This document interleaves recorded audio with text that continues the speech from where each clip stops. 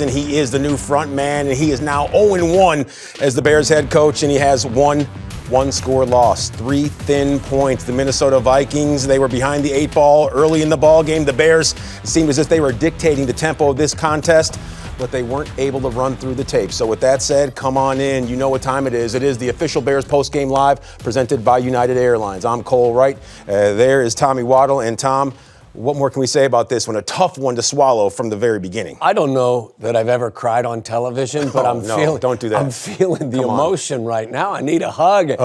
Look, this, you know what? Sadly, I'm sitting here thinking same old, same old.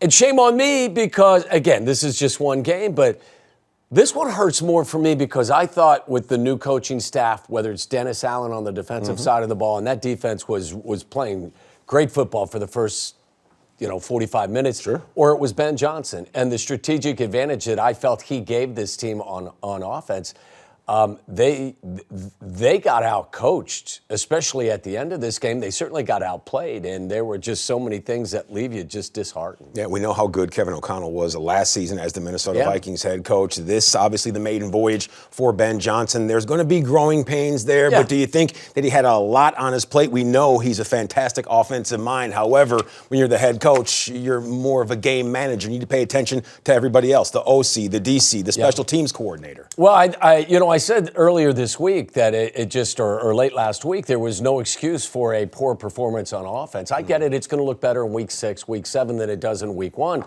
But this is what happened today.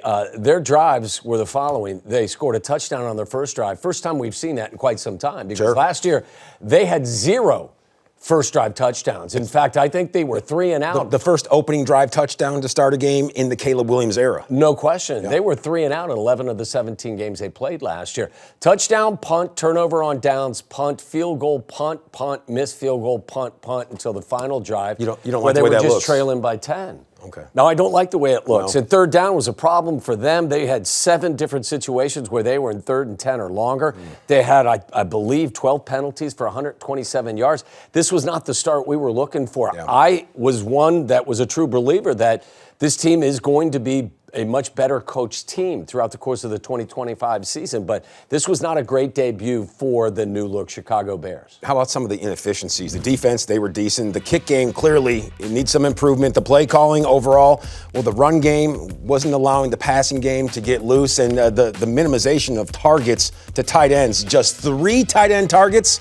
Colston Loveland with the pair, and then Cole Kmet with a whale of a catch. However, if you want to be efficient, you might want to have some checkdowns to those big men. Yeah, they really struggled to get their running game going until late in the 3rd quarter, and then I think you saw a little bit of a spark from DeAndre Swift, but the running game wasn't working. And I have to say, I didn't think there was a lot of creativity in the play calling at times as well. There was no boot action. There was no getting Caleb out on the edge. This is a very aggressive defense that they were facing.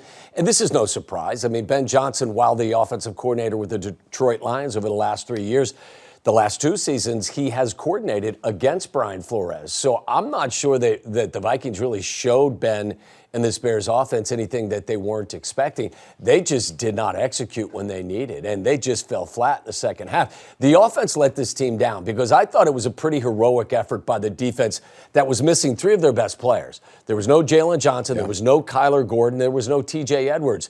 But for the first 45 minutes of this game, I thought the defense, was carrying the heavy load for this team.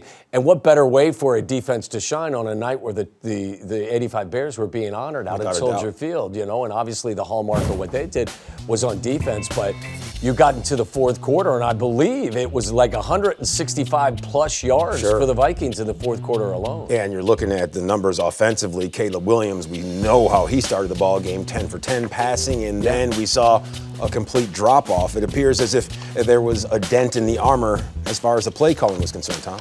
Yeah, it lacked creativity towards the end, I think. And again, I think when you were being pressured as much as he was being pressured in the second half, try to get him out on the edge, try to run some boots. And I know you have to run the football effectively for the play action to work, but it just looks stale. I guess that's the best way I could describe it offensively after that first drive. And even the first drive, and there were some broken plays, and it was just kind of Caleb doing things on his own.